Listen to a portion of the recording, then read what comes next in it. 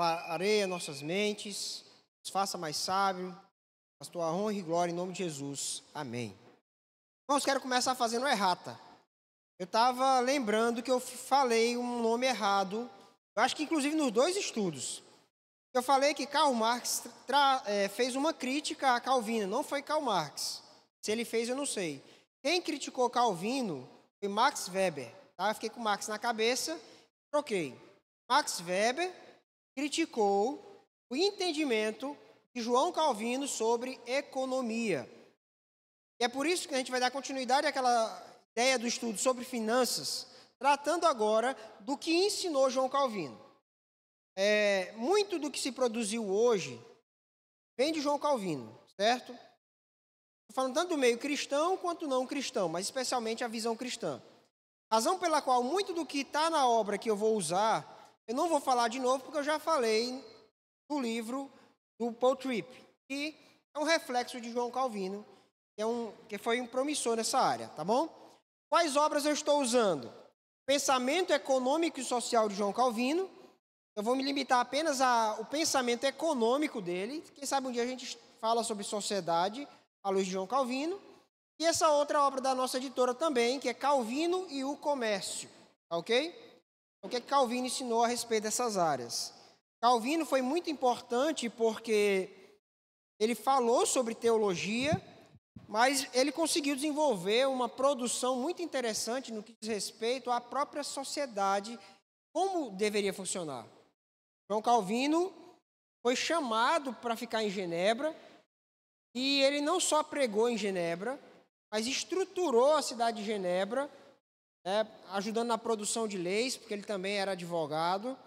Então, é bastante ampla a construção de João Calvino. Então, vamos passar algumas semanas falando sobre isso. As citações de João Calvino sobre isso são tiradas da sua produção, são as Institutas da Religião Cristã, seus comentários bíblicos e das suas cartas. Aqui eu vou apenas fazer a citação, não vou colocar de onde foi tirado, mas a maioria delas foi tirada dessa obra aqui, tá? Na moral, eu acabei não ficando pegando as páginas originais. Pois bem, em primeiro lugar, o ministério do rico e do pobre. Ministério está ligado à ideia de serviço. Então, na condição de rico, na condição de pobre, a pessoa tem que entender que ela exerce uma função, um ministério.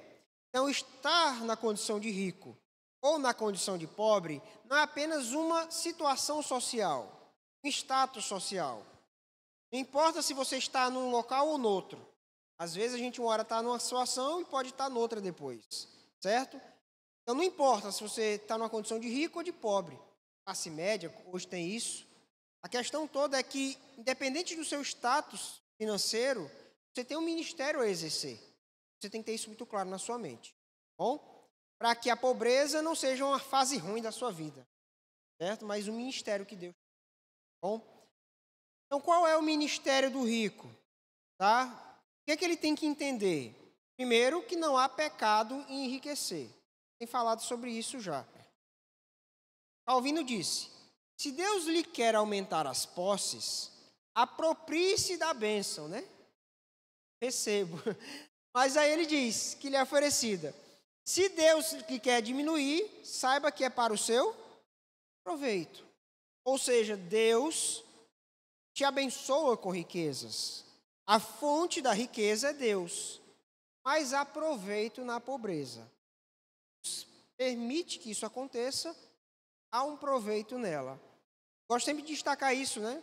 Nunca as provações da nossa vida devem ser enxergadas tão somente como algo ruim que ficou para trás. A gente aprendeu com aquilo, certo? Então, você tem que aprender com a pobreza também. Esse é o ponto. Os ricos são dispenseiros de Deus e os provedores dos pobres. Dispenseiro, em primeiro lugar, nós, se somos ricos, nós temos bens, pertences que não são nossos. Nós somos administradores da riqueza de Deus. Então não é só sua. Dentro disso você tem o direito de usufruir, mas não é seu, de Deus. Se é de Deus, você tem que usar bem isso e dentro disso vem a provisão dos pobres. Tá bom? O que mais? Sempre se é rico de alguém, ok?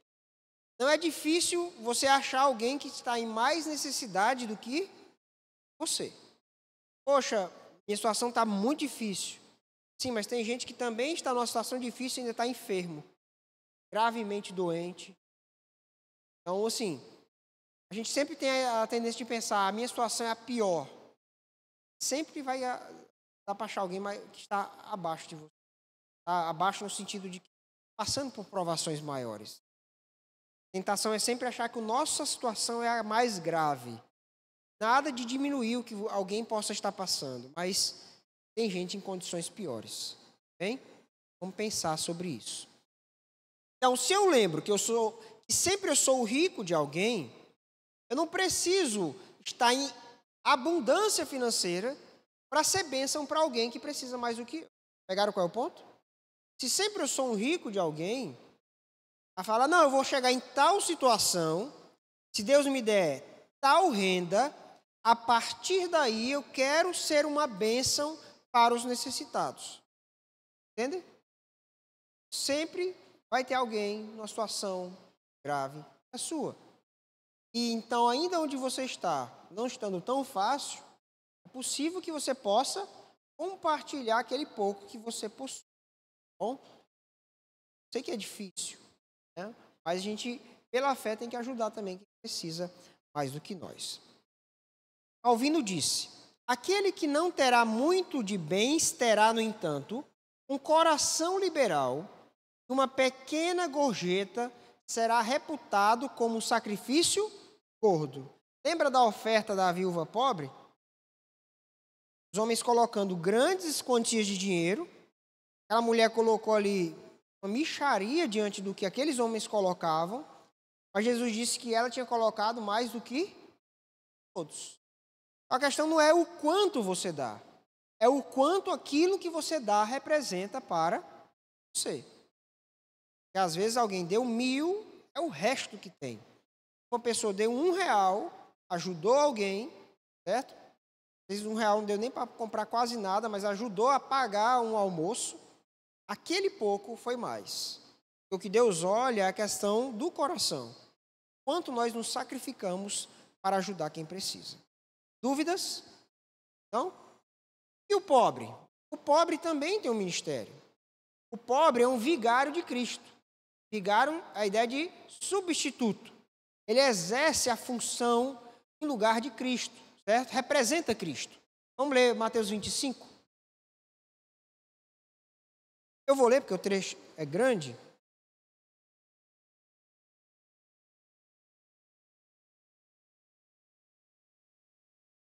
Mateus 25, versículo 34 em diante.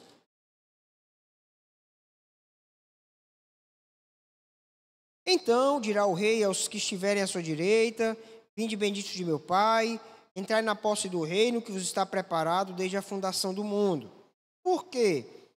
Tive fome e me deste de comer, tive sede e me deste de beber, era forasteiro e me hospedaste, estava nu e me vestiste, enfermo e me visitaste, preso e foste ver-me.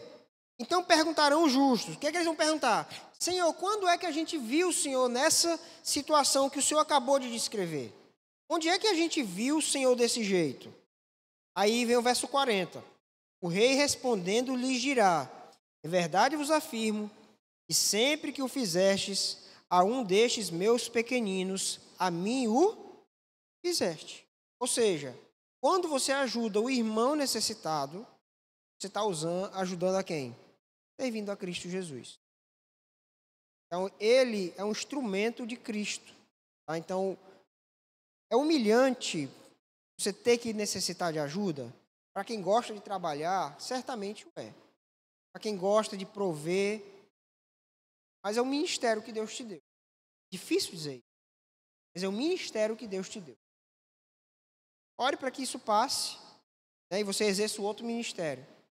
Mas, o ministério que Deus te deu. Doloroso esse processo, mas faz parte da caminhada. Entendido, gente? Segundo lugar, os pobres ilustram a natureza do Evangelho. Alguém lê para mim, por favor?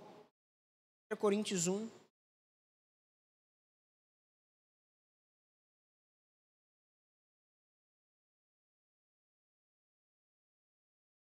Do 26 ao 29.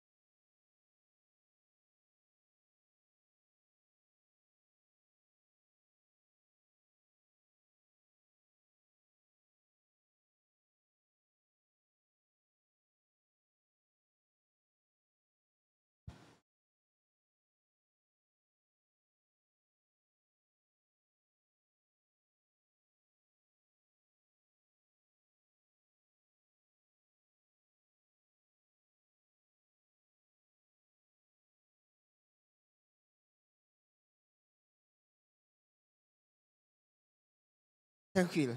Mas o texto ficou claro aí. De que maneira os pobres ilustram a natureza do Evangelho? Por que Paulo fala que a grande maioria dos chamados, aqueles especialmente ali do início, eram pobres? Para mostrar o que lhes fazia ir até Cristo não era a sua riqueza, a sua grandeza, a sua sabedoria. O que nos faz estar aqui não são essas coisas. O que nos faz estar aqui é o nosso Senhor Jesus Cristo ter exercido misericórdia para conosco. E aí a bajulação que inclusive Tiago critica, né? Os ricos. E o desprezo pelos pobres. Mas Deus não está interessado em riqueza. Ele atrai muitos pobres para si, exatamente para mostrar isso. Não é a nossa grandeza que faz Deus olhar para nós de maneira favorável. Dúvidas? Não? Duas razões para a existência do pobre. Por que há pobres na terra? Calvino dá duas respostas. Primeiro, é um projeto de Deus. Pobreza é um projeto de Deus. Provérbios 22, 2. Alguém leia.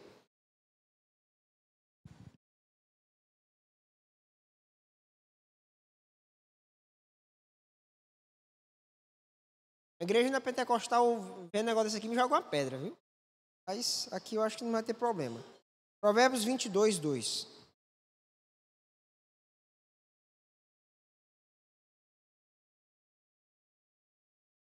Ou seja, quem foi que fez o rico?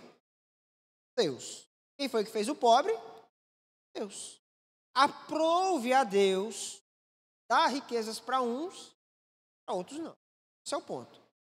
E ela, que é quem organiza o livro que eu mostrei, diz o seguinte: essa interdependência social exprime corretamente a solidariedade espiritual profunda que une o gênero humano. Para que essa diferença existe? Para que nós aprendamos a depender uns dos outros e ajudar uns aos. Ou seja, Deus colocou essas coisas, não foi para a gente fechar os nossos olhos. Foi só para dizer que isso é uma lástima. Deus fez isso para que aprendamos a cuidar uns dos outros. Entendido? Outra coisa é o pecado da sociedade. A pobreza também é fruto do pecado. E ela diz, o pobre é uma vítima social da anarquia que invade o coração humano, de suas repercussões econômicas.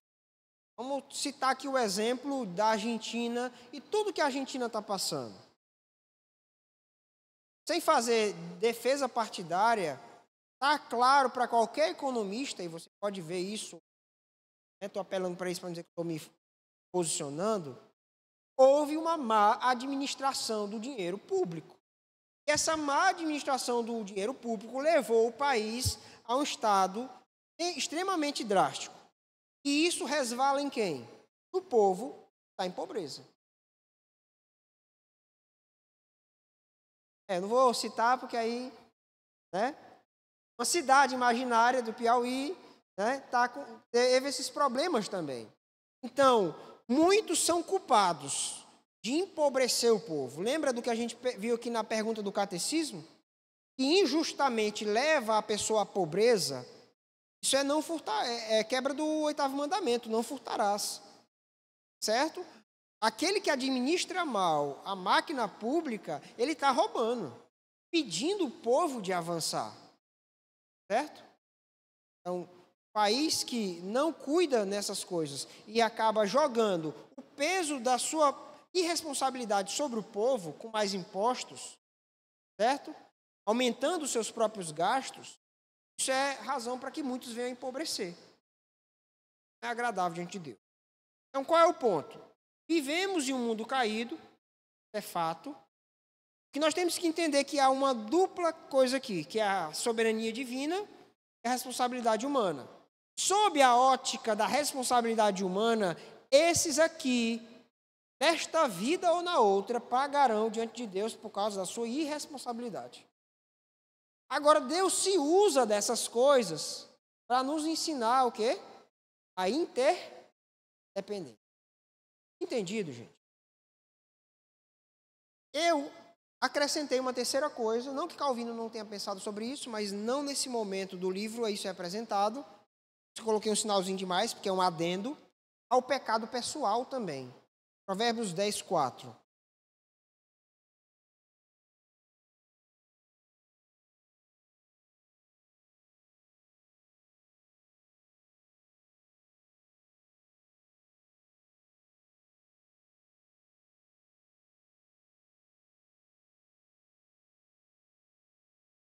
Eu acho que não está certo. 10, 4, Provérbios?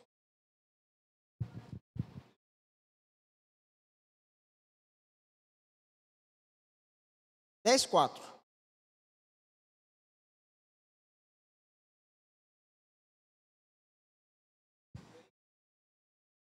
Ou seja, tem gente que é pobre porque é preguiçoso. Todo pobre é preguiçoso? Não. Tem gente que é pobre porque é preguiçoso.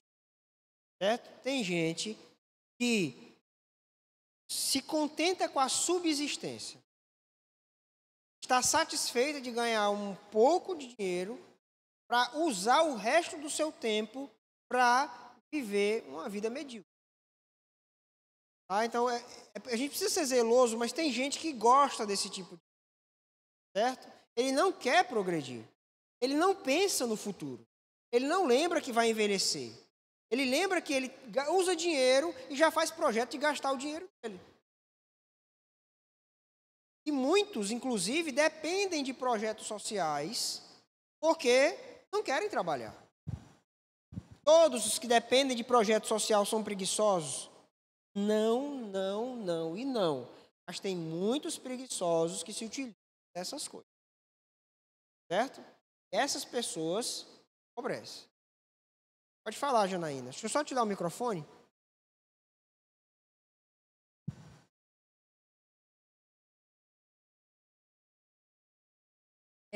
Entra também aquela questão que você ajudar, que até o pastor Léo já falou aqui uma vez, inclusive, prestar atenção quem você está ajudando.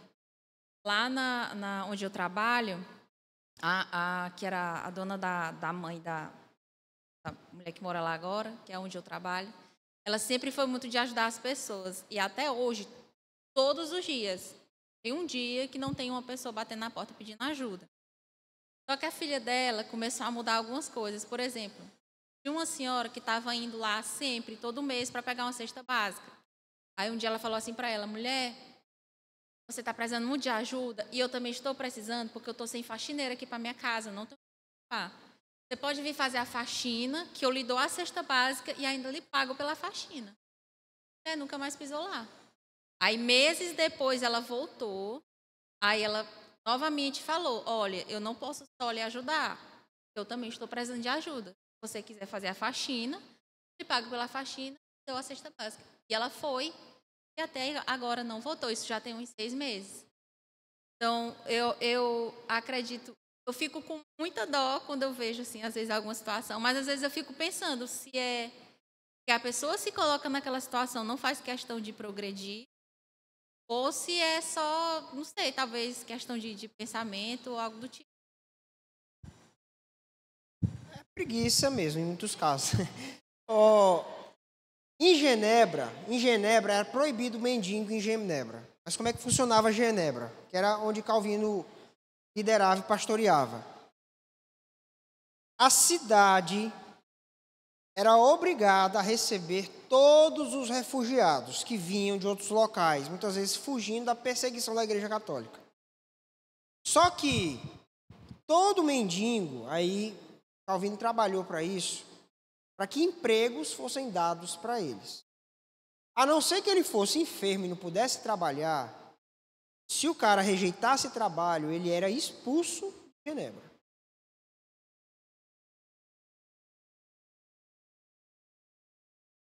É isso. Então, é preciso filtrar bem essas coisas, tá bom?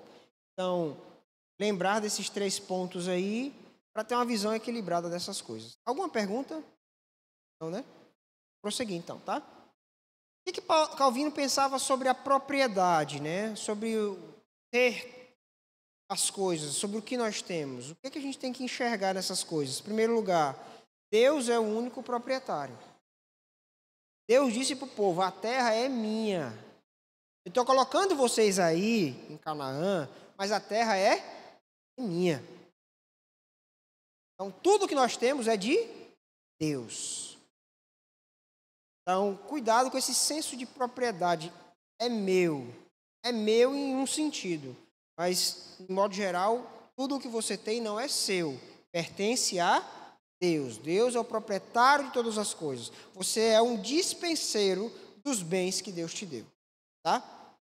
Segunda coisa, o que é o homem? Um gerente, um administrador do que Deus colocou em sua mão.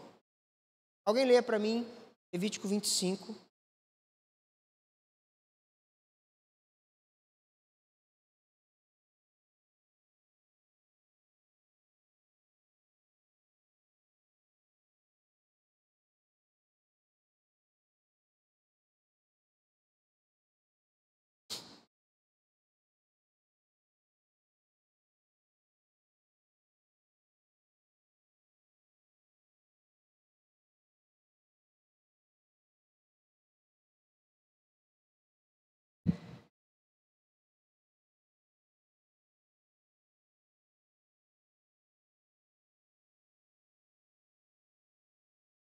Ou seja, a terra foi distribuída entre as tribos. A cada ciclo de 7 semanas de anos, certo? 50 anos no final. No ano, depois de 49 anos, 7 vezes 7, 49, aí havia o ano do jubileu. Toda a propriedade vendida voltava para onde? Para o proprietário original. A terra podia até ser vendida parcialmente. Então, o preço da terra devia ser calculado assim. Faltam 5 anos para o jubileu, não era um preço. Faltam 30 anos para o jubileu, vendia por outro preço. Porque a pessoa em necessidade, ela podia vender a terra dela. Mas já sabia-se que haveria um ano em que a terra voltaria para o seu proprietário. Isso impediria que houvesse um acúmulo excessivo de riqueza no meio de algumas pessoas. A gente vai aplicar isso no nosso tempo? Não. Mas é só mostrar a preocupação de Deus. E o que é que tinha que ter no coração dos homens diante dessa lei? Poxa, eu vou ter que devolver a terra para o irmão Paulo Henrique, que ele vendeu para mim. Mas eu vou lembrar, a terra não é minha. A terra pertence a Deus. Eu sou um administrador dessa terra. E se o dono da terra quer que eu devolva, eu não vou sentir pesar. Eu vou devolver. Entendido? Então, depende muito do modo como você olha para a posse. Se você sente que ela é sua, você sente ciúme dela, certo? Agora, se você não é ciumento, sabe que ela vem de Deus, você vai administrar de maneira melhor, tá? Ele é gerente a serviço de outrem, tá? Depois você lê o texto bíblico. Olha a citação aí de Calvino. Para que não sejamos condenados diante de Deus como ladrões, temos de diligenciar tanto quanto possível nos seja, porque o que possui cada um se lhe mantenha seguro e salvo, e procure o proveito dos nossos irmãos, nem mais nem menos do que o nosso. Ou seja, nós temos que zelar por aquilo que está nas nossas mãos e zelar por aquilo que está na mão dos outros. É buscar preservar para que eu não tome prejuízos, mas zelar também para que você não venha dar prejuízo para os outros. De maneira que você cuida do que é seu e vai cuidar tão bem daquilo que é do outro. Entendido? Você cuida do que é do outro, assim como você cuida do que é seu. Bom? Essa ideia de que ninguém cuida como dono não deveria existir entre os cristãos. Certo? O cristão cuida do que é do outro, que foi colocado em sua mão, tão bem quanto se fosse seu próprio. Bem? Nem individualismo, nem comunalismo, certo? Não existia a palavra comunismo. E ela é: a ordem da propriedade que reina entre os membros da igreja é, pois, uma ordem mista, em que cada qual é responsável por seu bem, mas sabendo que ele é o bem de outros. A propriedade material é a exata réplica da vida espiritual. Por um lado, é estritamente individual, sendo essencialmente coletiva. De um certo sentido, a sua vida espiritual é sua. Mas também, de outro sentido, ela é dos outros. Porque você tem responsabilidade sobre sua vida espiritual, mas tem pessoas que têm responsabilidade sobre a sua vida espiritual também. Ou seja, se você olhar para o seu lado aí, qualquer membro da igreja, ele tem responsabilidade sobre a sua vida espiritual. Essa ideia de que a minha vida é minha vida não existe na igreja. Certo? A vida é sua, mas é compartilhada com a igreja. A mesma coisa aos bens. São seus, Deus te deu para você administrar, mas não são plenamente seus. Isso não significa que você vai chegar lá na casa do irmão Francisco e pedir o carro dele, porque é do reino, né? Irmão, empresta o carro, porque o carro é de Deus, né? Mas tem que haver um certo desprendimento da nossa parte para ajudar quanto for possível. Bom? 5.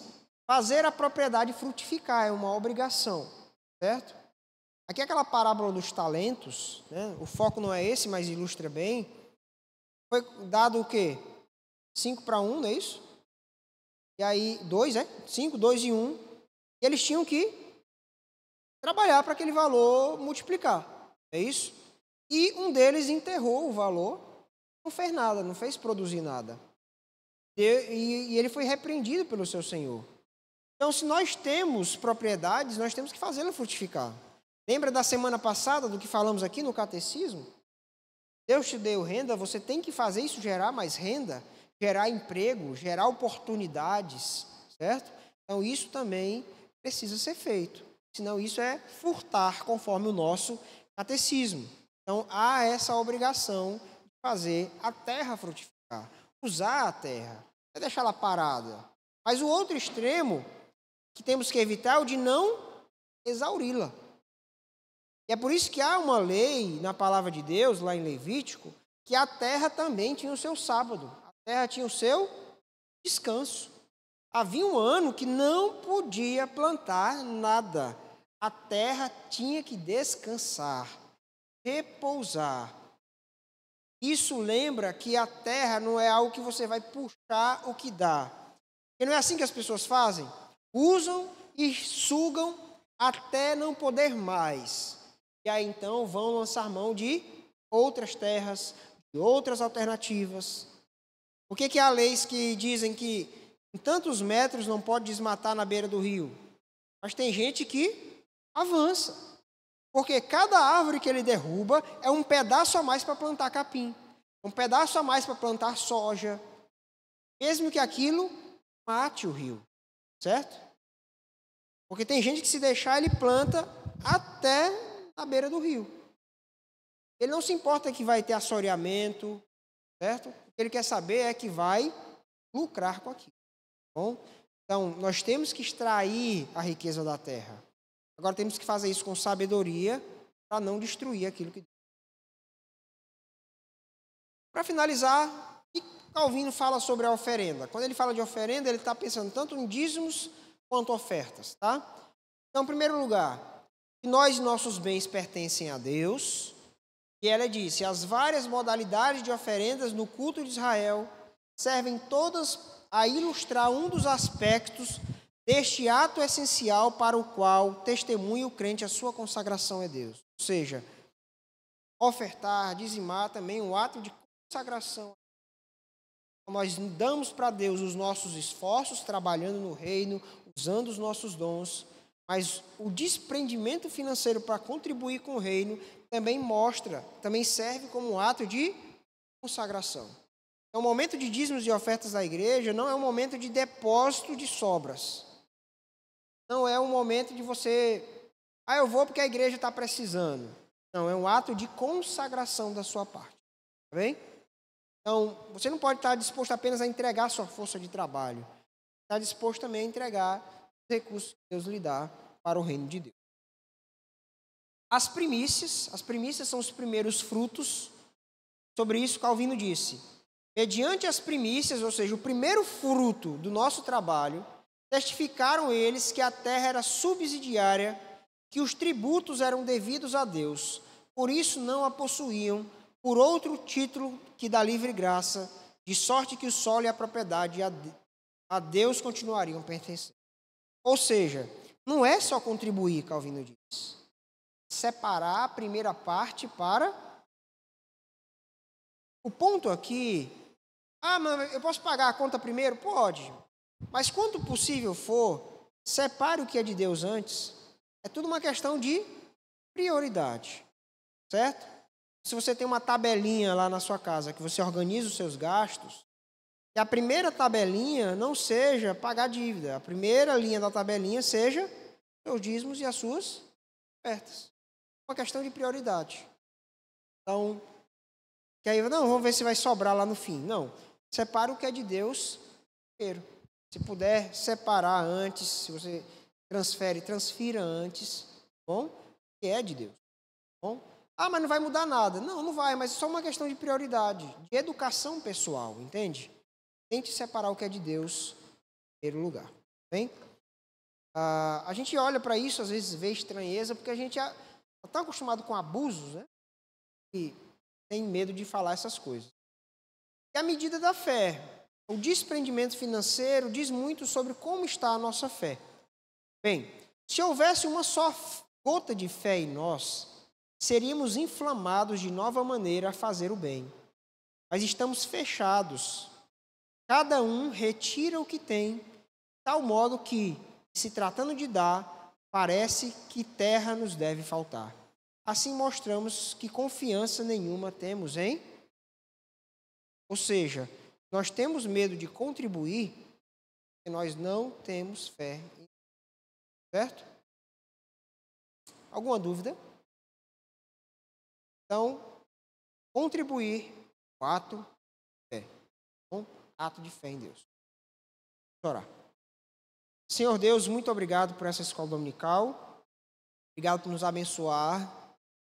Que o Senhor nos faça usar bem os recursos que o Senhor nos deu, conforme a medida que o Senhor tem dado para cada um.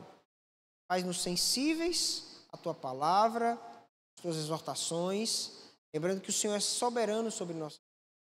Nos faça sábios, tementes ao Senhor, para a Tua honra e glória que pedimos em nome de Jesus Cristo. Amém.